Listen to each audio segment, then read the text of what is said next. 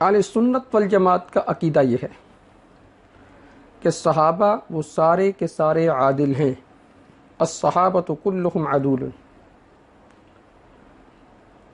اسی بات کو سلف صالحین نے بھی نقل کیا، محدثین نے بھی نقل کیا، جمہور نے بھی نقل کیا، اور امت کا اسی بات پر اجماع ہے.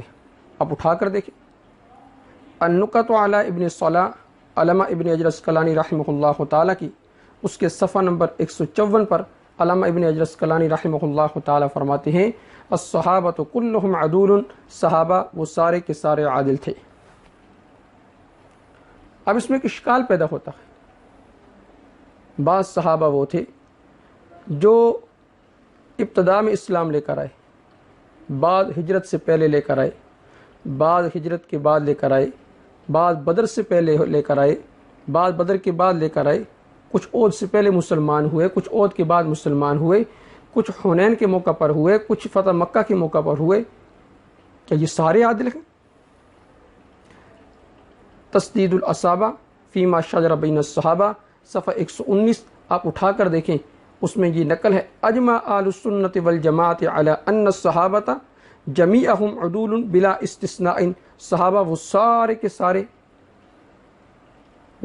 کے سارے عادل ہیں، ان میں کسی قسم کی کوئی تفریق نہیں، بلا استثناء.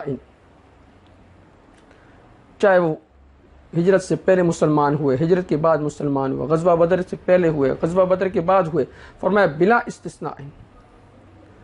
اب ایک اشکال پیدا ہوتا ہے ذہن میں کہ سیدنا امیر معاویہ رضی اللہ تعالیٰ عنہ اور سیدنا علی رضی اللہ تعالیٰ عنہ کے مابین آپس میں جو جنگ ہوئی، اس میں کچھ اس طرف تھے کچھ اس طرف تھے، یہ بھی عادل ہیں. علامہ آلوسی رحمہ اللہ تعالیٰ نے روح المعانی کے اندر فیصلہ فرما دیا، اور میں ایک حوالہ پیش کر رہا ہوں، بے شمار حوالہ جات ہیں. فرمایا کہ ان الصحابۃ کلہم عدول. صحابہ سارے کے سارے عادل ہیں. من لابس منہم الفتن ومن لم یلابس. فرمایا جو فتنوں کے اندر مبتلا ہوا، فرمایا وہ بھی عادل ہے، جو فتنوں کے اندر مبتلا نہیں ہوا، فرمایا وہ بھی عادل ہے. اس کا مطلب ہے امیر معاویہ رضی اللہ تعالی عنہ اور سیدنا علی رضی اللہ تعالی عنہ کے درمیان جو جنگ ہوئی، اس میں جو صحابہ دونوں طرف شریک تھے، فرمایا ان کو بھی عادل کہا جائے گا. اور مجمع بحار الانوار کے اندر باقاعدہ یہ نقل ہے، انہوں نے تو بالکل ہی فیصلہ فرما دیا انہم کلہم عدول کبیرہم و صغیرہم، چاہے چھوٹا صحابی ہو چاہے بڑا صحابی ہو. فرمایا من لابس الفتنہ، فتنے کے اندر مبتلا ہو یا فرمایا نہ ہو، وغیرہم باجماع، امت کے اس بات پر اجماع ہے، فرمایا وہ سارے کے سارے عادل ہیں. یہاں بعض لوگ ایک اشکال اٹھاتے ہیں، اعتراض کرتے ہیں، اچھا اگر سارے عادل تھے تو یہ بتائیں کہ سیدنا امیر معاویہ رضی اللہ تعالیٰ عنہ کے ساتھ جو جنگ کے اندر شریک تھے، یا سیدنا علی رضی اللہ تعالیٰ عنہ کے ساتھ جنگ کے اندر شریک تھے، اور دونوں اطراف سے جو قتل کیے گئے، شہید کیے گئے، وہ کہاں جائیں گے؟ یہ سوال آج کا نہیں ہے. اگر آج ہم کہتے ہیں ہمارے ذہن کے اندر یہ سوال آیا، تو یہ سوال اس وقت بھی لوگوں کے ذہن کے اندر آیا اگر سیدنا علی رضی اللہ تعالیٰ عنہ حق پر تھے، سیدنا امیر معاویہ رضی اللہ تعالیٰ عنہ سے اجتہادی خطا ہوئی، تو ان کے ساتھ جو شریک تھے وہ قتل کیے گئے، وہ کہاں جائیں گے؟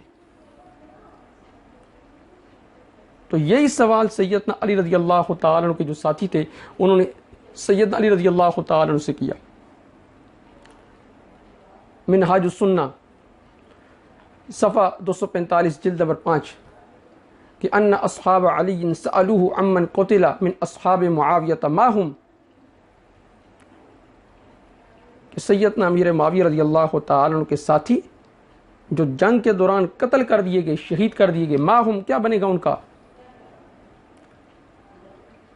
تو سیدنا علی رضی اللہ تعالیٰ فرمایا کہ ہم مؤمنون، وہ مومن ہیں.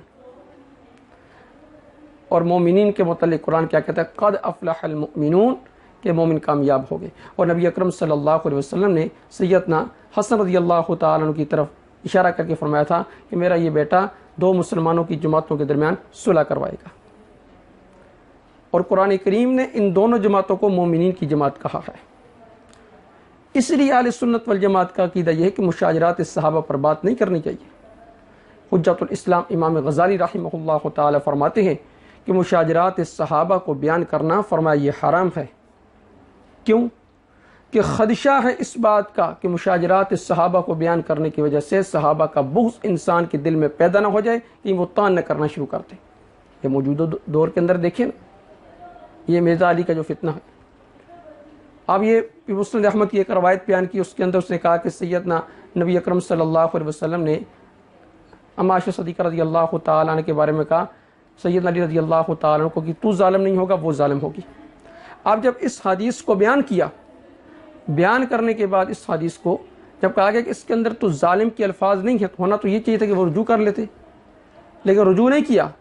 ان کے چیلے اور چمچے اور خرچے انہوں نے یہ کہنا شروع کر دیا، تعویلات کرنی شروع کر دی علی بابی کو بچانے کے لیے کہ دیکھیں اللہ رب العزت نے قرآن کریم میں گھر میں رہنے کا حکم دیا تو انہوں نے اللہ کے حکم کو رون ڈالا، تو ظالم نہیں ہے۔ خلیفہ حق کے خلاف انہوں نے بغاوت کی اور گھر سے خروج کیا، تو کیا یہ ظالم نہیں؟ اب بالکل ظالم نہیں کہیں گے۔ یعنی حدیث میں ان کو ظالم نہیں کہا گیا، نبی اکرم صلی اللہ علیہ وسلم نے ظالم نہیں کہا۔ اب مشاجرات صحابہ کو بیان کرنے کا یہ نتیجہ یہ نکلا جو حجت الاسلام امام غزالی رحمہ اللہ تعالیٰ نے اتنا عرصہ پہلے بتا دیا تھا کہ اگر مشاجرات صحابہ کو بیان کیا جائے گا تو صحابہ کا بغض اور ان کے بارے میں لعن طعن انسان کے دل میں پیدا ہو جائے گی۔ اسی لیے مشاجرات صحابہ کو بیان کرنا حرام ہے۔ اور ناج البلاغہ اس میں سیدنا علی رضی اللہ تعالیٰ عنہ کا قول نقل ہے، سیدنا علی رضی اللہ تعالیٰ عنہ کے سامنے ان کے ساتھیوں میں سے کسی نے آل شام کو لعن طعن کیا اور برا بلا کہا۔ سیدنا علی رضی اللہ تعالی عنہ نے فرمایا کہ مجھے تمہارا آل شام کے بارے میں لعن طعن کرنا یہ انتہائی ناپسند ہے۔ یعنی سیدنا امیر معاویہ رضی اللہ تعالی عنہ کے بارے میں اور سیدنا عائشہ صدیقہ رضی اللہ تعالی عنہ کے بارے میں برا بلا کہنا مجھے پسند نہیں ہے۔ اب اس بات کو تو سیدنا علی رضی اللہ تعالی عنہ ناپسند کرتے ہیں، لیکن آج ہم پسند کرتے ہیں۔ اور میں کہ بہتر یہ تھا کہ تم ان کے اعمال کی صفات کو بیان کرتے۔ آپ ناج البلاغہ اٹھا کر دیکھ لیں، جس بات کو سیدنا علی رضی اللہ تعالی عنہ ناپسند کریں ہم اس کو پسند کرتے ہیں۔